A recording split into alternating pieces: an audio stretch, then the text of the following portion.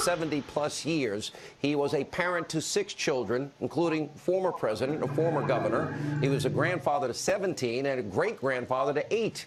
Through it all, he never forgot the brave men and women in this country that protect us every single day, make everything possible, including in 2004 when he sat down for an interview with yours truly. You know, it touches me. Ăn cơm nhà. Admit to living in somewhat of a cocoon as a former president. Ăn cơm đây, ăn cơm với nhà I went out of bà. my way to say hi to these policemen and the firemen there. And I'll tell you, the ones that I talked to, we're for your son. We're for the one who whipped up the back of his lapel like that. It had a big George W. butt. These are the same guys that tell me they watch Fox News every night. Well, I'm sure meet a they lot do. of them too. They're good sure. guys. But you know, these people are not elitist country club people. They're saving our lives with their service, heroes. And when they say we're for the president, I'll tell you, I get very emotional about it. We'll have more of this interview coming up in its entirety in just a few minutes. But obviously, in both his personal and professional life, President Bush was always a good, decent, honorable person, serving his country. During his 4 years in the Oval Office, 8 years as vice president, he had to deal with some of the most challenging issues in modern American history. He saw the collapse of the Soviet Union after a successful strategy with President Reagan called Peace Through Strength. He ushered in the reunification of Germany. He constructed, literally, and conducted the first Gulf War in response to Saddam Hussein's hostile actions and attempted takeover of Kuwait.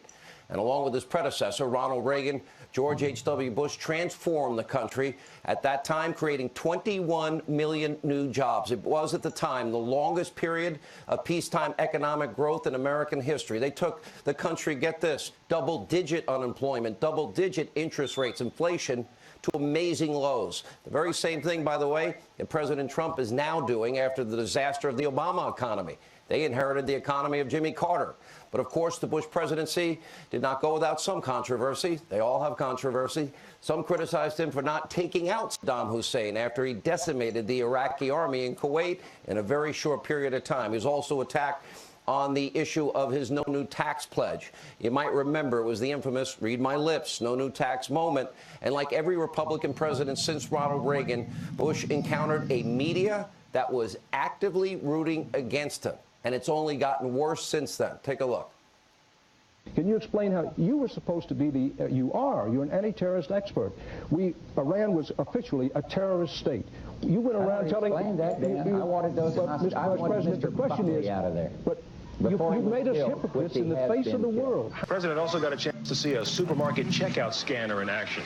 Kind of seemed as though he'd never really seen one of those before, and the president said that he was amazed. The Bush campaign's really been a model in how you elect somebody who even his friends think is a weak national candidate. We find it's very steady work keeping up with Bush's lies. They do keep coming very thick and fast. Lying is something that comes to him alarmingly easily. It's something that he resorts to with, I think, a slightly worrying sort of skill. Now, what you saw there is only the tip of the iceberg. During his re-election bid, the New York Times reported that fake story about President Bush's so-called amazement at supermarket scanning technology. They tried to paint him as out of touch. Although widely refuted, the New York Times included this fake story in its obituary of the president. Meanwhile, the so-called they couldn't hide their contempt for now the former president even passing away, tweeting, quote, George H.W. Bush, a patrician New Englander whose presidency soared with the coalition victory over Iraq and Kuwait, but then plummeted in the throes of a weak economy that led voters to turn him out of office after a single term, has died. He was 94. That tweet has since been deleted. But, of course, this is all part of a pattern, isn't it? The mainstream media viciously attacking any prominent Republicans, all while providing cover to all of their friends in the Democratic Party. Reagan was portrayed as a heartless monster the 8 years he was president. George Bush literally bashed for his speaking style, among other things. John McCain excoriated throughout the 2008 campaign as racist and worse. Mitt Romney called a sexist and misogynist because he wanted to hire women. Apparently, these attacks are just obviously completely disingenuous when you have the people die and all of a sudden they now like them, like we saw with Senator McCain. Most in the mainstream media, they'll do a 180 after they excoriated him when he was running for president and treated him horribly, seemingly forgetting about their nasty coverage. destroy people's names, their character when they're alive, and then create a veneer of bipartisanship, and then we'll say nice things about someone when the person dies. It's so transparently phony. We've got the video evidence. Take a look. Hi there, I'm Stephanie Rule. Clearly a little broken up. Breaking that pledge showed the character and resolve of the man to do what he was persuaded was the right thing to do economically, even though he knew at the time that it might guarantee that he would be a one-term president. We are mourning something greater than one man in some ways. We are mourning an ideal because President George H.W. Bush was the last of the greatest generation. Such respect for the position, the institution of the presidency. What a special person, what a patriot, what a person of service to this country, and of just incredible decency. And an example, too, let's praise former President Bush, who the media was never nice to. Maybe we can use that to bludgeon Trump. And when the dust of partisanship settles, history will look back on 41 as an American hero. And when his country called George H.W. Bush, he answered that call. He answered the call in the Pacific at the ripe age of 18, like so many in his generation, including my own father. He answered the halls of our nation's bureaucracy as he entered that. He answered the call as the 41st president of this country. He did it as a father, as a husband, and now answers once again to his beloved Barbara Bush in heaven after they both had an amazing 73-year marriage. Our thoughts and prayers tonight go out to the entire Bush family. And over the years, I did have the opportunity to sit down with President Bush. We're going to play that interview coming up. Before we get to that interview, we first turn to a lot of breaking news. We start in France tonight, where tensions are very high after very violent protests against the French president, Emmanuel Macron, are taking place. This all started as a demonstration by France's Yellow Vest movement against the country's crippling gas tax designed to, quote, fight climate change. Now, this comes as gas prices in Paris are now already over $7 a gallon. Really insane. And so far across France, those protests have left 3 dead, hundreds wounded, over 400 arrested. As it turns out, I guess socialism, high taxes, and government-enforced climate shaming didn't exactly lead to societal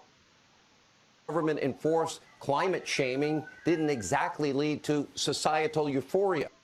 Instead of pushing a massive climate change agenda, well, it only puts a bigger burden on who? The working class people of France and anywhere else they use this. And while no one supports violence and destruction, should we be surprised? This should serve as an important warning to everyone here in the U.S. Continue to monitor the latest. Also, new developments tonight as it relates to the Mueller witch hunt, breaking to from Michael Isikoff. Robert Mueller is now tying off loose ends in a probe. Loan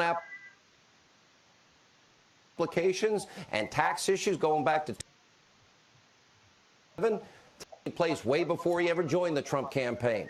And instead of investigating the obvious collusion at Obama's deal and Comey's FBI, and of course them using dirty, phony campaign op research that Hillary paid for from Russia, well, they continue to push only the phony partisan Russia narrative, only to bludgeon, undermine, and delegitimize the duly elected president we now have.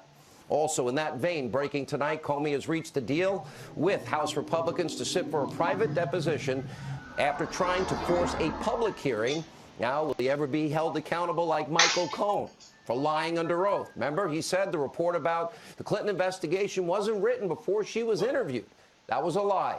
Apparently, we don't have equal application of our laws. One standard for Republicans, another for Democrats like Comey, and certainly maybe even a third system for the Clintons entirely. And by the way, thankfully tonight, it might be closing time for the Clintons' shady and once lucrative business of turning political access into hard, cold cash, according to longtime New York Times columnist, even Maureen Dowd.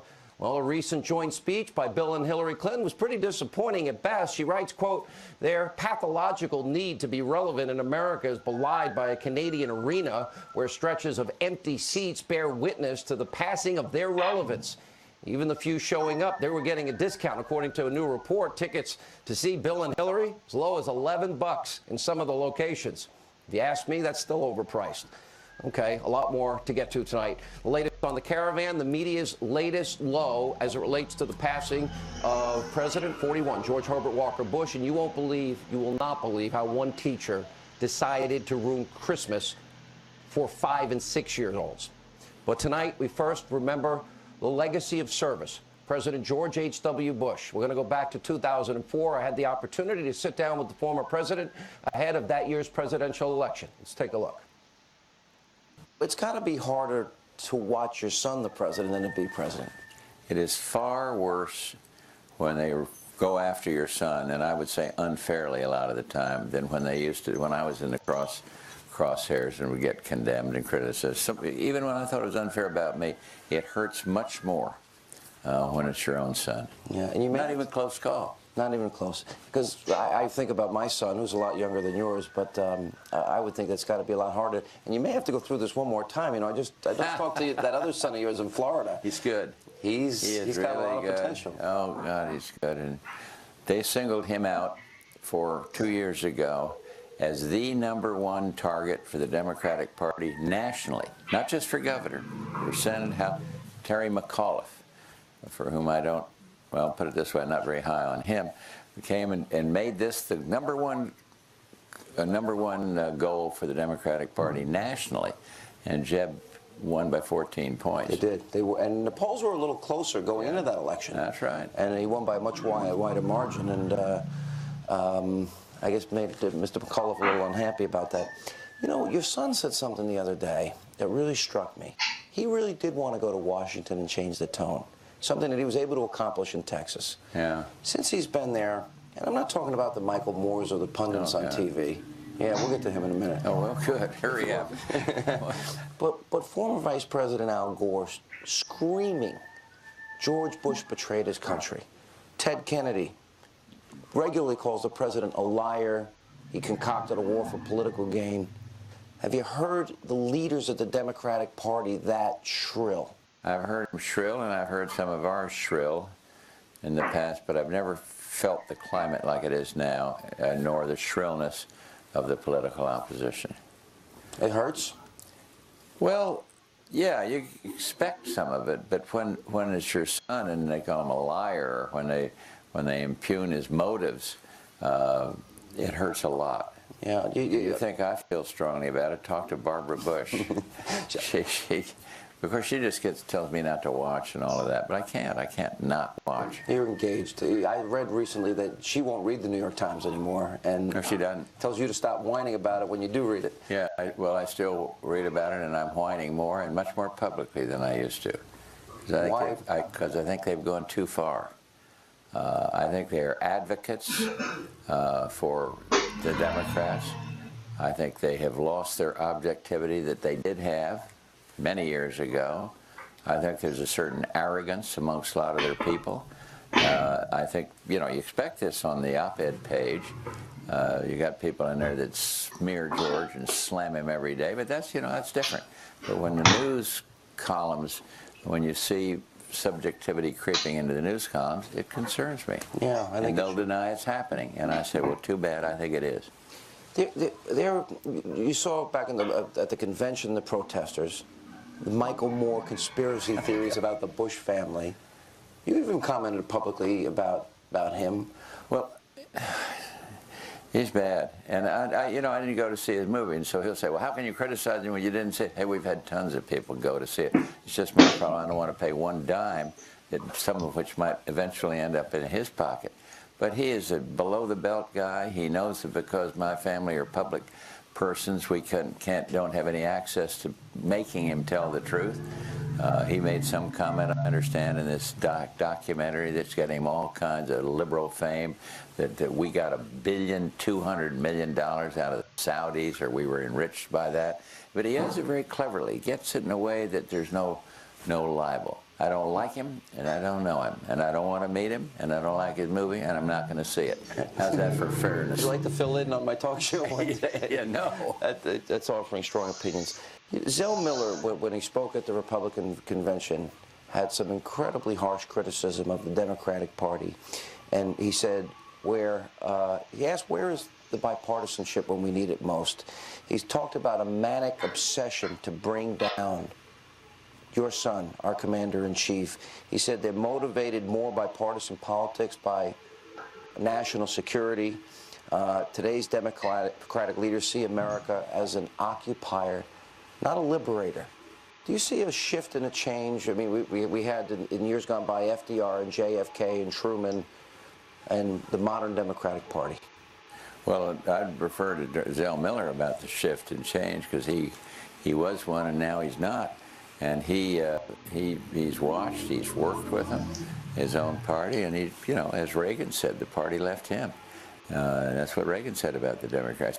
You were involved in a revolution when President Reagan and you were vice president and you proposed your economic plan and you were going to cut taxes. A lot of people predicted a depression would ensue. Yeah. You had the longest period of peacetime economic growth. 20+ million new jobs were created. When you decided to build up our military and end what President Reagan called the gap of vulnerability and confront the evil empire. There were those that predicted World War III would ensue, but we know what happened. The wall came tumbling down. Right. So there was a lot of criticism. Is it similar? I mean, if you look in the prism of history. I think there's some similarity from the critics, some of the same critics. Ted Kennedy, your friend Ted Kennedy. Yeah, my friend Ted. We have a very pleasant personal relationship. But, you know, when he goes after the president in a personal way, I don't like it one darn bit. And he knows that. You know what touches me, Sean?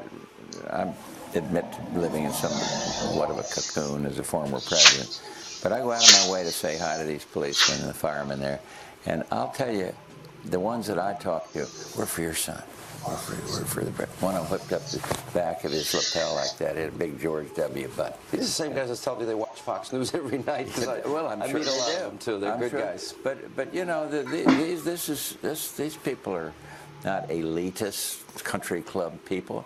They're saving our lives with their service. Heroes. And when they say we're for the president, I'll tell you, I get very emotional about it. You say about the Bush family, it's not about legacy. It's about duty, and it's about honor, and it's about service. Is that something you and the president talk about? No, but I don't need to talk to him about it, because I know what motivates him. I know what's motivated him over his lifetime. And I'm just saying at this stage of my life, what that matters: service, duty, honor, country, service to others, helping others, points of light, and family. And in my case, with our two public figure sons, it's a pretty easy fit. And you're proud of them, and you said you think you'll win substantially. I do. I honestly believe it. But, you know, I could be wrong. Heck, I thought I'd win. I don't know any people in the country that did. But I got, you know, I look at it this way. The Lord works in mysterious ways, Sean. And if I had won, I doubt that the president would have been president today, maybe in the future. And Jeb might not be serving admirably in his second term as governor. Service, duty, honor, God, family. An amazing man, amazing family.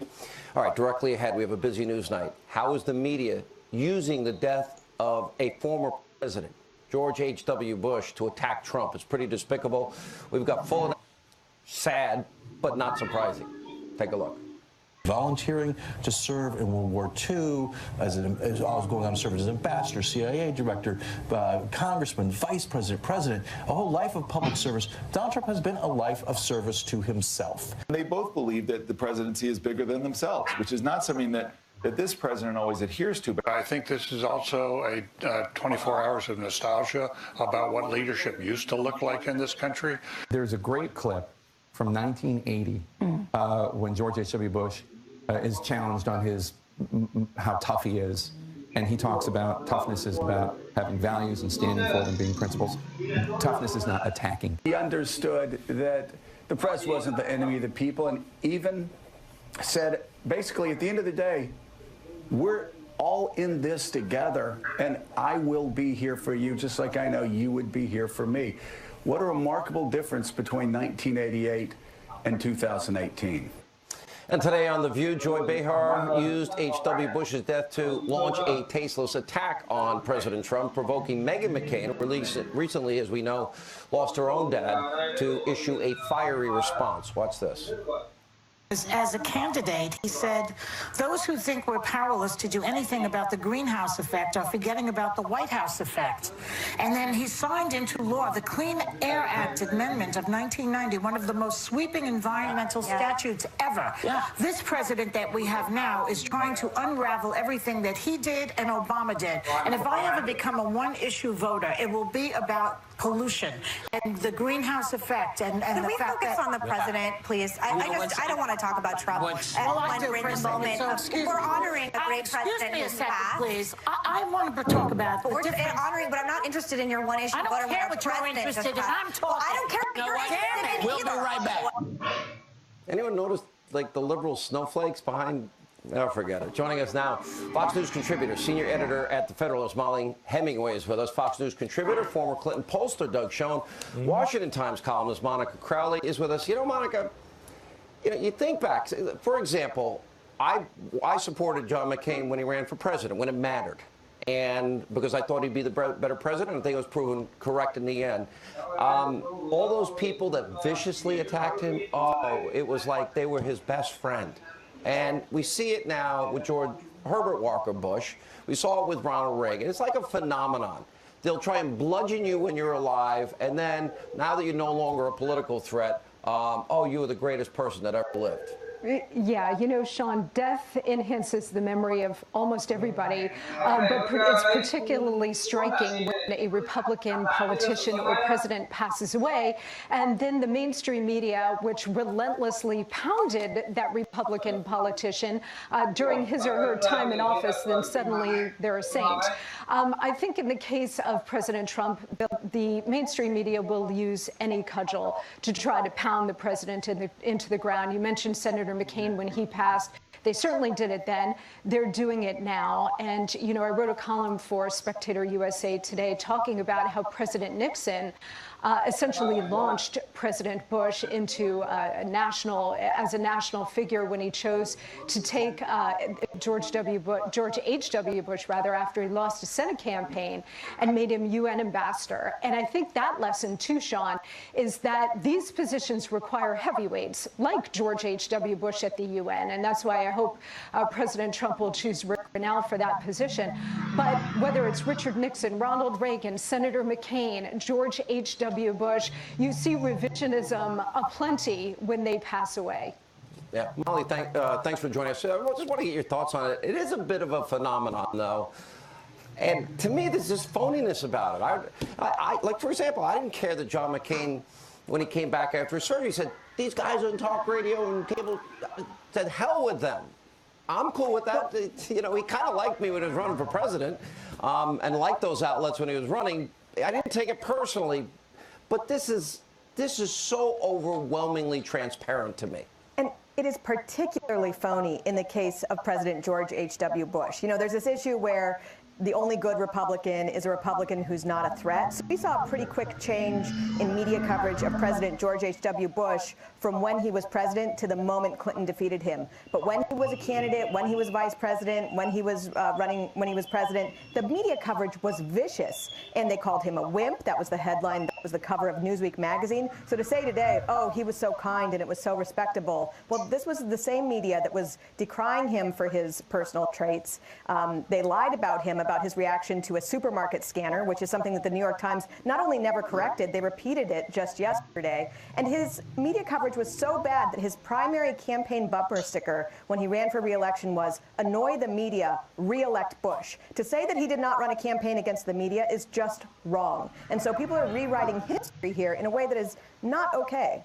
Yeah, you know, one of the things that's so amazing was a lifetime of service. That was the greatest generation, Doug Schoen, and my father also signed up. He served in the Navy as well. And look, we look at this, and it's like you're literally hearing people, this is the death of a really honorable human being that served his country his whole adult life. And a lot of those same people weren't nice to him during life. But now, he's the nice one, and now they'll use that to bludgeon Trump because they don't like President Trump. Well, look, I think that's ridiculous. I speak as a Democrat. I look at. Well, it's not you, and I don't put you in the category of the average snowflake Democrat, to be honest. I'm not, but I want to say one other thing about George H.W. Bush that is bipartisan and I think transcendent in importance. He, more than any single individual, was responsible for the fall of the Soviet Union, the fall of the wall, the end of communism in Eastern and Central Europe. And if we as Democrats and Republicans can't celebrate that now, there's something wrong with us, and hope that President Trump, in his foreign policy, has a similar success. Listen, I would argue real quick, Monica, the policies of President Trump on regulation, on taxes, on justices and judges on the courts, on the wall even, peace through strength, standing up to our enemies, to identifying evil for what it is, pretty similar to what President Reagan and President Bush also stood for. Yes, 100%, which is part of the reason why the mainstream media and others who oppose President Trump oppose him. But they mostly oppose him, Sean, based on style. They are repulsed by him, they consider him a vulgarian, and they reject his style, and they loathe him in every way. But his policies are quite popular. He's delivering a booming economy and a stronger military and a stronger international position, and the American voters agree with that and support it. You know, shocking, Molly, I'll give you the last word. We have about 25 seconds. That every president has their own style, and sometimes the moment calls for, like I would argue this one, disruptive. Yeah, Donald Trump breaks a few dishes, but things are getting done, and we needed them to get done. Well, and it's okay for different presidents to have different styles. It's disrespectful in this media coverage of President George H.W. Bush's death to make it all about Trump. They're two different people, and it does a disservice to both of them, and it manages to be disrespectful to both of them. Thank you all for being with us. We appreciate it. Thanks. A lot more news tonight as we check in. Steve Harrigan, live on the ground. He's in Tijuana as that crisis continues. The latest. Sean, the new Mexican government is really trying to get a grip on the situation on the border. They've basically shut down food deliveries, water, even bathrooms to that sports complex. There was at one point holding as many as 6,000 people, most of those from Central American nations, in really conditions of squalor, human waste, mud, respiratory infections. They've really tried to shut it down and move people to a new shelter further away from the U.S. border, about 10 miles further away. Conditions at the new shelter still tough, but at least there's concrete on the ground instead of the mud. We spoke to a woman there this morning with 2 small children. She said she was given pizza 16 hours ago, but nothing since then. So a little more livable, not the health disaster there was. One final thing to note about this new shelter, we've really seen the numbers go down from about 6,000 to 2,000. Many people saying that people have either gone back to Central American nations, they're staying here in Mexico to try and find jobs, or small groups crossing over the border illegally into the U.S. Sean, back to you. All right, Steve, in Tijuana tonight, thank you. An unbelievable story to share. This weekend, Washington Congresswoman Pramila Jayapal met up with the caravan in Tijuana, tweeted, quote, "I was able to successfully assist 5 asylum seekers, 2 unaccompanied minors, a mother and her 9-year-old child, and a young man with a serious medical condition into the United States." Meanwhile, new census data tonight shows that 63% of non-citizens, 63%, are using some sort of welfare program compared to 35% in native households. In other words, people that are here, American citizens' households. Joining us now with reaction, former ICE chief Tom Homan is with us, and Fox News correspondent at large, Geraldo Rivera. You know, Geraldo, there's only 2 things that I want. Actually, I want to build the wall with a door, and I want, well, 3. I want to be able to vet people so that our citizens are safe if we bring new people in, and I want to make sure that people come in, they're not financially. The average right now is $70,000 per year per illegal immigrant, you know, that we pay annually per person. We can't afford that, Geraldo. We have citizens that need some of that money. First of all, Sean, can I join you in sending my love and affection to the Bush family? Of course. A great family, passing of a great man who was an incredible example of service to our nation. Tom, I recognize your service as well. Let me just say hi and acknowledge you. You just ruined the whole show, by the migrants way. come Being in. nice to our other guests. You just, this is twice now you've done this. Just because I am a sincere man. I'm just telling you how I stand. I think that when you remember back, or when your family tells the story of how your forebears came to this country, they were also dirt poor. The Irish were fleeing the potato famine. The Italians were fleeing their devastated economy. The Jews of Eastern Europe fleeing the pogroms. There's always a reason for the immigrants. They come, that first generation, they often don't speak the native language. They're dirt poor. They work their way up. They realize the American dream. They come, they invent Google, they invent all of these new gizmos and businesses. It is the lifeblood that feeds our republic, Sean. We are a nation that we take people from the four corners. I mean, just the fact that they can get here shows I get that, but listen, you're not addressing the main point. My grandparents, you're right, they were poor. Irish Catholic need not apply. My 4 grandparents, But the point is, they came in legally. Ellis Island, I have the full records, I actually have them framed. Tom, and that's, again, I go back to my 3 things here. A wall with the door protects everybody. Vet people to make sure they're not our enemies. And 3, that they got to be able to take care of themselves financially and not count on the American people.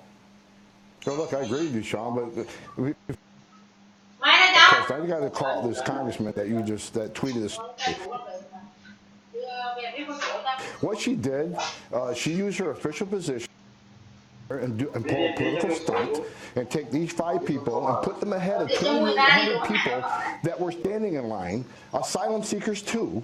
She went down there and used her official position to break the rules and play a political stunt. But she wants to blame our saying he used the caravan political stunt. The president's doing his job. He's protecting our border. He's securing the border. He's America. He's protecting the sovereignty in this country. And you know what? He's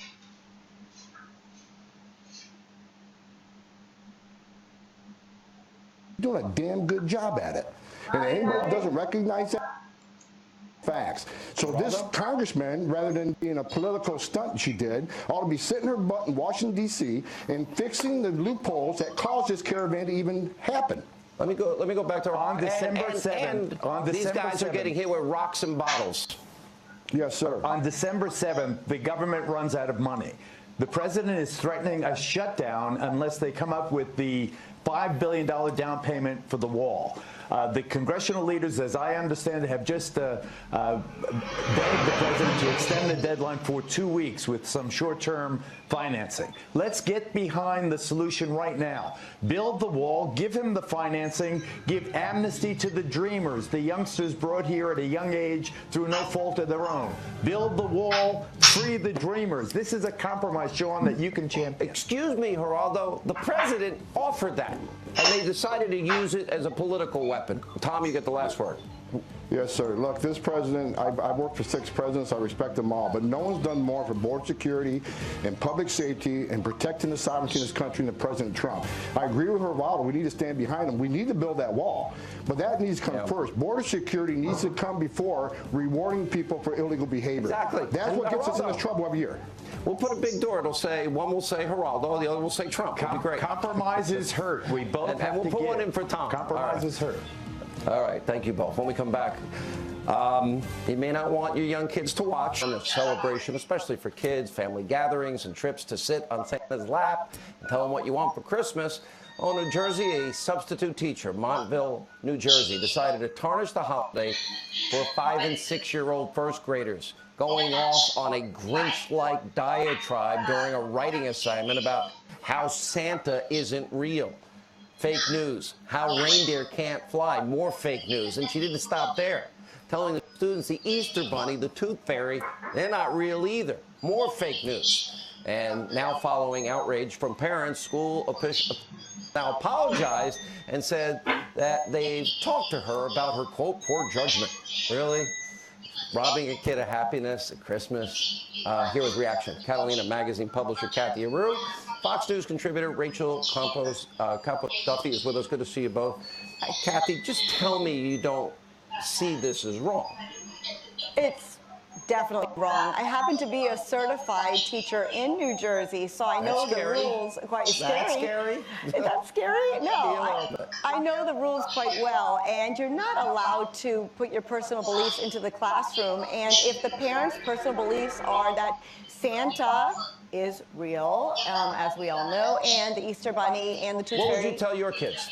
I would tell my kids what I would want them to believe, and I would do the research, and I would pass that on to the children. I'm asking what you would tell them. The truth that Santa is definitely real. I would not say those things in a classroom. You cannot. You can be fired for posing those beliefs in a classroom. It's like religion. You don't bring that up in a classroom. You don't bring up these things in a classroom. It's a captive audience. We know what happens in high school, junior high, college for sure. You know, it seems like academia is just run by leftists that have a very different worldview, but they have a captive audience and they try to indoctrinate kids. These are 5- and 6-year-old kids literally shattering what is probably the best day of the year for many of them. Inappropriate? No, fire this person. We can't fire teachers today. You could fire a substitute. Well, but the school district, to be clear, Kathy, the school district has said, well, we're working through this. Working through what? This teacher clearly, poor judgment, should not be working with young children, and clearly doesn't understand that the parents are the primary and most important teachers. And her point of view, her belief system should never supersede that of the parents. Look, this is the indoctrination of kids. It keeps going younger and younger. Liberals ruined Halloween. Now they're working on Christmas. This is a really, really bad thing. One good thing that's come out of this is that Kathy and I agree 100%. Maybe the first time. But Kathy, you know this is true. Once you have tenure, there's this unholy alliance between Democrats and teachers unions. New York City, for example, has teachers even accused of inappropriate behavior with students, and all they do is park them and continue to pay them. Well, we need to be able to fire people that are not up to the job. We don't have that ability. I'm a tenured teacher. I got my tenure in Florida, so I am a tenured teacher. Well, and New no, York I would have, City, had I crossed the line,